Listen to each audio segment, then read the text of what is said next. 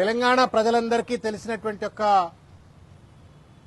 విషయం ఈరోజు మరొక్కసారి ఎన్నికల కమిషన్ యొక్క రాష్ట్ర ఎన్నికల సంఘం యొక్క చర్యల వల్ల ఈ ప్రభుత్వం చర్యల వల్ల వాళ్లకు ఈ స్థానిక సంస్థల ఎన్నికలు చిత్తశుద్ధితో నిర్వహించాలా,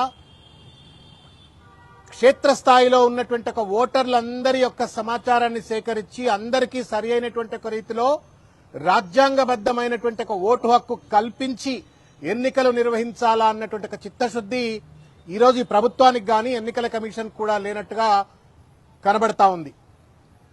ఊరంతా ఒక దారి ఉంటే ఉలిపికట్ట ఓ దారి అన్నట్టుగా, ఇల్లుగాల్చో పెద్ద మనిషి ఏడుస్తుంటే సుటగాల్చుకుంటా నిప్పుందా అని చెప్పని అడిగినట్టుగా ఇవాళ ఎన్నికల కమిషన్ వారు ఒక షెడ్యూల్ ను ఈరోజు గత 2 రోజుల కింద వీళ్ళు అనౌన్స్ చేసినారు.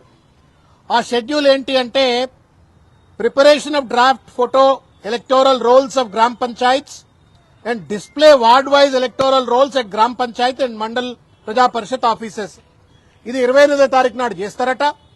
29, 30 తారీఖు నాడు ఆయా వార్డుల్లో ఆయా గ్రామాల్లో ఉన్నటువంటి ఒక సంబంధిత రాజకీయ పార్టీలకు సంబంధించిన వాళ్ళని పిలిచి చర్చలు చేస్తారట. మొత్తం మీద ఏమైనా అబ్జెక్షన్స్ ఉన్నా, లేకపోతే మంచి చెడులున్నా, దొంగ ఓట్లున్నా, లేకపోతే ఓటర్లుగా నమోదు కావలసిన వాళ్ళు కాకపోయినా మొత్తానికి ఓటర్ రోల్ వెరిఫికేషన్ అంతా కంప్లీట్ చేసి 2వ తారీఖు నాడు పబ్లిష్ చేస్తామని చెప్పని తూతూ మంత్రం లెక్క హాష్ పాష్ లెక్క ఈరోజు ఈ నోటిఫికేషన్ ఇచ్చినారు. మేం ఈరోజు గౌరవ బీఆర్ఎస్ పార్టీ కార్యనిర్వాహక అధ్యక్షులైనటువంటి కేటీఆర్ గారి యొక్క ఆదేశాల మేరకు పెద్దలు కె రమణ గారి యొక్క నాయకత్వంలో ఈరోజు వచ్చి, ఎల్ రమణ గారి యొక్క నాయకత్వంలో ఈరోజు వచ్చి ఈరోజు ఎన్నికల కమిషన్ కలిసి ఈ యొక్క విషయాలన్నీ కూడా ముందు పెట్టాం. ఇవాళ తెలంగాణ ప్రజలందరికీ తెలుసు, ఎన్నికల కమిషన్ కు తెలుసు, రాష్ట్ర ముఖ్యమంత్రికి తెలుసు, పెద్ద ఎత్తున కనీ విని ఎరగనటువంటి ఒక రీతిలో క్లౌడ్ బస్ట్ అంటే ఆకాశంకి చిన్నులు పడ్డాయా అన్నట్టుగా ఇవాళ తెలంగాణ వ్యాప్తంగా ఇవాళ వరదలు వస్తా ఉన్నాయి, వర్షాలు పడతా ఉన్నాయి, వరదలు వస్తా ఉన్నాయి. ఆ వరదల ప్రభావంతో ఇవాళ లక్షల ఎకరాల పంట ఇవాళ సర్వనాశనం అయిపోయింది. ప్రతి ఇళ్లలో నీళ్లు వస్తున్నట్టు, ప్రతి పల్లెల్లో ఉన్న ఇళ్లలో నీళ్లు వస్తున్నట్టు ఒక పరిస్థితి, అక్కడ ఉన్నటువంటి ఒక పశు సంపద అంతా సర్వనాశనమైన ఒక పరిస్థితి, ఇండ్లు కూలిపోతున్నటువంటి ఒక పరిస్థితి.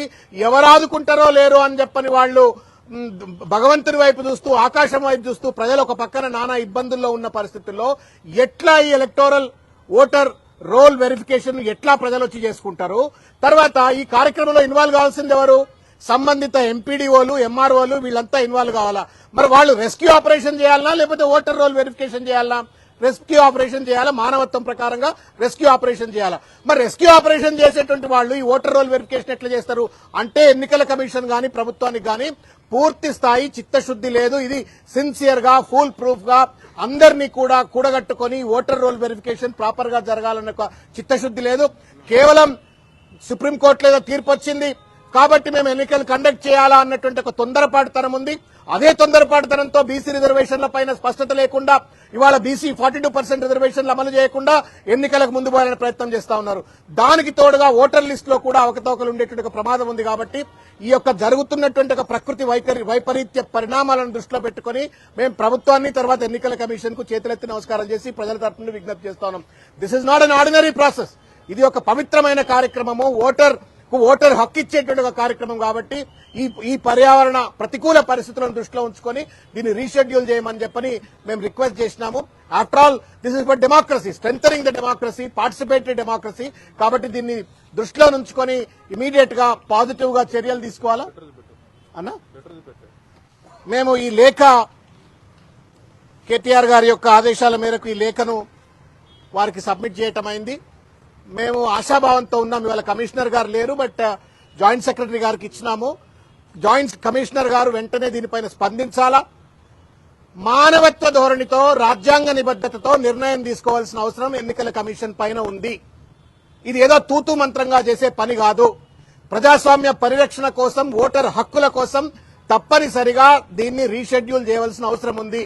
ఈ ప్రభుత్వం అనేక రకాలైనటువంటి కుంటి సాకులు చూపెట్టి బీసీ రిజర్వేషన్ ఎట్లా తుంగలో దొక్కిందో చూసినాం. దీన్ని కూడా ఆఖరికి ఓటర్ హక్కు కూడా లేకుండా చేసే ప్రయత్నం జరుగుతున్నట్టుగా కనబడతా ఉంది.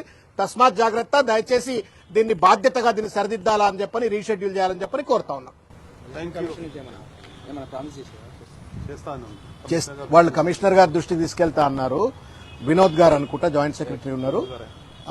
వారు పాజిటివ్ గా స్పందించినారు. ఎన్నికల కమిషన్ దృష్టికి తీసుకెళ్తా అని చెప్పినారు, చర్చ చేస్తారు. బట్ ఇట్స్ ఎ హ్యుమానిటీ అండి. ఇల్లుగాలో ఒక ఆయన ఎడుతుంటే నేను సుటగాల్చుకుంటా అన్నట్టే ఉంటది. నేను ఇప్పుడు నా ఇల్లు కూలిపోయింది చూసుకోనా, నా పశువు చచ్చిపోయింది చూసుకోనా, నా పంట నష్టమైంది చూసుకోనా, లేకపోతే పంచాయతీ ఆఫీస్ పోయిన ఓటర్ రోల్ వెరిఫికేషన్ చేసుకోవాలన్నా? అటు రాజకీయ పార్టీలకు సంబంధించిన నాయకులు ఈ యొక్క వరద బాధితులను ఆదుకునే పంచాయతీలు ఉన్నారు. ఎంపీడీఓలు, ఎంఆర్ఓలు, రెవెన్యూ ఇన్స్పెక్టర్లు, వీడీఓలు అందరూ కూడా గదే పంచాయతీలు ఉన్నారు. అవన్నీ వదిలిపెట్టి చేసుకోండి అని అంటే దీని మీద సిన్సియారిటీ లేనట్టుగా కనబడతా ఉంది. కాబట్టి ప్రభుత్వము తర్వాత ఎన్నికల కమిషన్ రెండు కూడా ఆలోచించుకుని దీనిపైన న్యాయంగా వ్యవహరించాలని కోరుతా ఉన్నాను.